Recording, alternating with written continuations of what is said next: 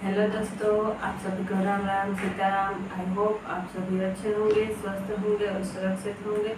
तो बस ये हमारी ये जो क्या है उसके बाद जो एक दूसरा किस्सा हमारे सामने आया है वो है श्रद्धा का। आपको सुन के थोड़ी हैरानी होगी कि श्रद्धा के बॉयफ्रेंड ने उसके 35 टुकड़े करके अलग अलग जगहों पे यानी कि दिल्ली में उसको जंगल में फेंक दिया है। तो कहानी ऐसे कुछ है कि दिल्ली के छतरपुर इलाके के फ्लैट में वो रह रहे थे और 18 मई को रात को 8 बजे उसने श्रद्धा का, उसके बॉयफ्रेंड का नाम है आफ्ताब, उसने श्रद्धा का कत्ल कर दिया गला दब के। अगर गला दब जाने के बाद उसको पता चला कि ये तो मर चुकी है और उसके बाद उसने उसकी डेड बॉडी को वहीं छोड़ दिया। फिर उसने बाद में बहुत कुछ सोचा और 19 मई को वो एक इलेक्ट्रॉनिक की दुकान पर गया। वहाँ उसने बड़ा सा फ्रिज लिया और फ्रिज लेने के बाद उसने उस फ्रिज के जो ओनर थे यानी कि जो इलेक्ट्रॉनिक के ओनर थे उसको बोला कि मुझे आज ही ये डिलीवरी चाहिए क्योंकि फ्रिज बहुत बड़ा था। तो उन्होंने दे दी क्योंकि उसने कहा था कि पूरे पैसे दे दोगे तो दे दूँगे।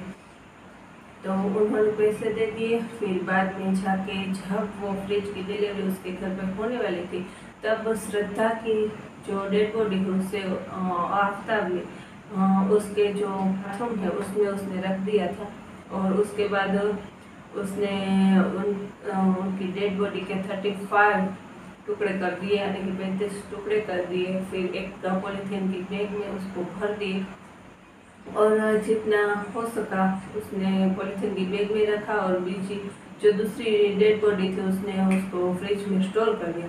फिर बाद में उसने सोचा तो उसने दिल्ली इलाके में बहुत बड़ा जंगल है, उसने उस डेड बॉडी को दिल्ली के छतरपुर के इलाके में जो कुछ जंगल आया हुआ है दिल्ली के उसमें उसके जो टुकड़े हैं उसने पूरे इलाके में फेंक दिए हैं। यानी कि ये जो उसकी प्रोसेस है वो एक दिन की नहीं थी, उसने 18 दिन तक लगातार ये प्रोसेस की। आज इस जगह जंगल में उसने डेड बॉडी के टुकड़े रख दिए कहीं और रख दिए। ऐसा कर करके उसने 18 दिन तक ये श्रद्धा की डेड बॉडी के जो टुकड़े हैं उसने सभी जगह छोड़ दिए हैं। और फिर बाद में जब ये पूरी प्रोसेस है, ये कहानी है, वो दिल्ली से बिल्कुल स्टार्ट नहीं होती, ये बॉम्बे से स्टार्ट होती है। बॉम्बे के कॉल सेंटर में ये श्रद्धा है वो जॉब कर रही है, वहाँ वो आफ्ताब से मिलती है और आफ्ताब के मिलने के बाद वो अपने पेरेंट्स से कहती है कि मुझे उससे शादी करनी है। लेकिन उनके पेरेंट्स ने मना कर दिया कि अगर तुम्हें दोस्ती रखनी है तो रखो लेकिन शादी मत करो। लेकिन श्रद्धा को लगता था कि ये बहुत ही अच्छा लड़का है तो वो अपने पेरेंट्स के अगेंस्ट जाके उसके साथ रहने चली गई दिल्ली। वहाँ दिल्ली उसने छतरपुर इलाके में एक फ्लैट रखा था तो वहाँ जाकर ही रहने लगे और वहाँ काम की तलाश करने लगे। लेकिन श्रद्धा ने बार बार जब आफ्ताब से उसकी शादी के बारे में कहा कि चलो हम शादी कर लेते हैं, हमारी ऐसी लाइफ होगी, बच्चे होंगे, लेकिन आफ्ताब के मन में कुछ और ही था, इसलिए उसने श्रद्धा की बात को है वो माना नहीं। और फिर बाद में कहते हैं ना कि पेरेंट्स को अपने बच्चों की हमेशा चिंता रहती है। तो श्रद्धा की माँ ने बार बार उनके पिताजी से कहा कि हमें श्रद्धा से बात करनी चाहिए। लेकिन 1-1.5 महीने तक श्रद्धा के मैसेजेस उन्हें मिलते रहे कि क्या कर रही है, क्या कुछ नहीं। लेकिन फिर बाद में सडनली सब कुछ बंद हो गया। लेकिन 5 महीने बाद फिर से श्रद्धा की माँ ने कहा तो उसका एक फ्रेंड है श्रद्धा का, लक्ष्मण करके, तो उसने उनके पिताजी ने, श्रद्धा के पिताजी ने बोला कि अभी हम लक्ष्मण से पूछते हैं क्योंकि लक्ष्मण है वो श्रद्धा का क्लासमेट है। तो लक्ष्मण को भी जो सोशल मीडिया पर अपडेट मिलती है वो ही मिलती रही। लेकिन उसने लक्ष्मण ने भी बोला कि अभी मुझे कुछ श्रद्धा की अपडेट नहीं मिल रही है। तो उनके पिताजी ने और उसकी माता ने दिल्ली जाने की सोची कि अगर हम श्रद्धा का कुछ हमें पता नहीं चल रहा है तो हम दिल्ली जाएंगे। तो दिल्ली उन्होंने महरौली थाने में जाके उनकी जो शिकायत है दर्ज कर दी कि हमारी बेटी गुम है अभी इतने टाइम से। तो आफ्ताब ने, यानी कि आफ्ताब का थोड़ा पेट नेम भी है पुणे वाला, तो उसने, आफ्ताब ने शायद सोचा होगा कि अभी इतने महीने चले गए हैं, अभी किसी को कुछ पता नहीं, क्योंकि वो तो बैक टू नॉर्मल की लाइफ जीने लगा था। 19 मई को जब उसने स्टार्ट किया श्रद्धा की डेड बॉडी के टुकड़े करके जंगल में छोड़ने के, उसके 18 दिन बाद उसे शायद लगा होगा कि ये सब कुछ बैक टू नॉर्मल हो गया है। लेकिन जब श्रद्धा के पेरेंट्स ने उसके रिपोर्ट दर्ज कराई है तो फिर बाद में पता लगा कि आफ्ताब ने ये कुछ कर दिया है, श्रद्धा को मार डाला है। और जब आफ्ताब मिला तो उसको आज टुडे, यानी कि अभी तक की जो कुछ हमें जानकारी है, मुझे जानकारी है तब तक की बताऊं तो उसने कबूल कर लिया है कि हाँ मैंने श्रद्धा को मार दिया है और उसके 33 टुकड़े कर दिए। इंसान की रूह काट नहीं जाती है क्या? इंसान नहीं रहता क्या? जब वो एक इंसान के 35 टुकड़े कर देता है, हम कभी किसी जानवर को भी लग जाए तो थोड़ी देर हमारा जो अंदर से रूह है कांपती है, लेकिन ये तो इंसान नहीं, हैवान जैसा लग रहा है। मैं आप सबसे कहना चाहूँगी, अगर आपको सेफ रहना है तो अपने परिवार के साथ रहिए। ये आज के ज़माने का जो मॉडर्न कल्चर है, लिविंग में रहना, यार ये सब होता होगा और होता है, मैं इसकी कोई विरोधी नहीं हूँ।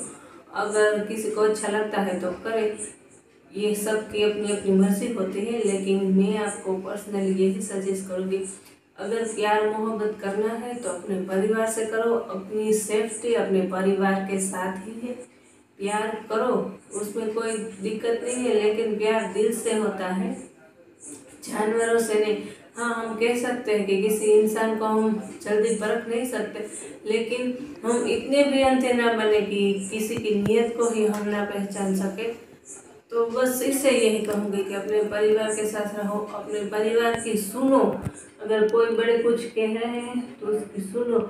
ये धैर्य जो है उसका जो किस्सा है, तो आप सब कहेंगे कि परिवार में भी सेफ्टी नहीं, तो धैर्य जैसा किस्सा कहीं कभी कभी मिल सकता है, लेकिन ये श्रद्धा जैसा किस्सा आए दिन आता रहता है। इसने मर्डर करके इतने सारे जो टुकड़े कर दिए।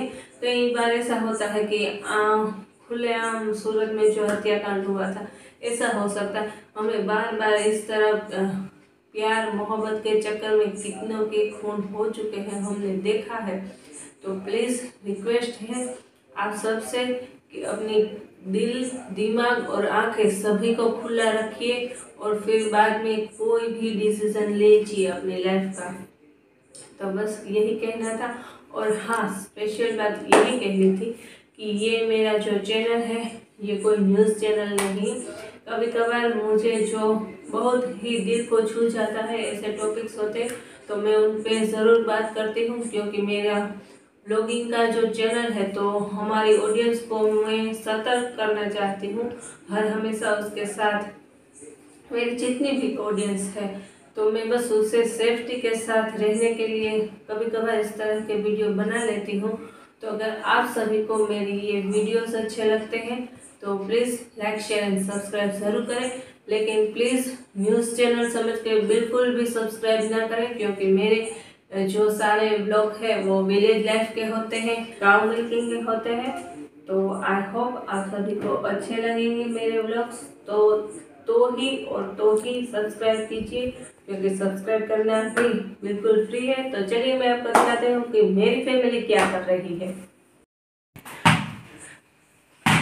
तो अभी हमारे नीव भैया है, यानी कि मेरा बेटा घर में ही बॉल से खेल रहा है। बोले हाँ। घर में नहीं खेलते क्यों? और अभी देखते हैं हमारा रणजीत भैया ऑलवेज की तरह गेम ही खेलता है, अभी फ़ोन ही बंद कर दिया देखिए। और करोड़पति देखा जा रहा है, माँ भी सोई है, विजय भी सोए हैं और करोड़पति देखते हैं सभी लोग। हाँ, तो अभी हमने सबसे मिल लिया, क्योंकि सभी लोग टीवी देख रहे हैं, खेल रहे हैं कहीं। तो बस आज का व्लॉग मैं यहीं पे ख़त्म करती हूँ। तो अभी कल के व्लॉग तक के लिए बाय बाय।